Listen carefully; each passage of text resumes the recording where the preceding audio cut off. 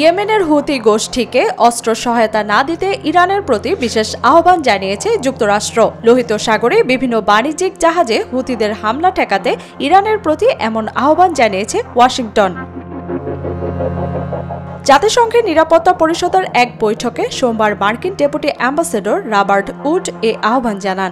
দাবি করেন ইরান জাতিসংঘের নিষেধাজ্ঞা উপেক্ষা করে হুতিদের অত্যাধুনিক ক্ষেপণাস্ত্র দিয়ে সহায়তা করছে। যুক্তরাষ্ট্রের কাছে এর যথেষ্ট প্রমাণ আছে। এর মধ্য দিয়ে তেহরান আন্তর্জাতিক অস্ত্র নিষেধাজ্ঞা নীতি লঙ্ঘন করছে বলেও অভিযোগ করেন রবার্ট উড। লোহিত সাগরে ইরানি অস্ত্র দিয়ে বাণিজ্যিক জাহাজগুলোকে লক্ষ্যবস্তু করে আসছে হুতি বাহিনী। এমন অভিযোগের ভিত্তিতে নিরাপত্তা পরিষদে ইরানকে গোষ্ঠীকে অস্ত্র সহায়তা বন্ধের বিষয়ে এমন সতর্কবার্তা দেয়া হয়। যুক্তরাষ্ট্রের শঙ্কা, ইরান হুতিদের অস্ত্র সহায়তা অব্যাহত রাখলে লোহিত সাগরে অস্থিরতা আরও দীর্ঘস্থায়ী হবে।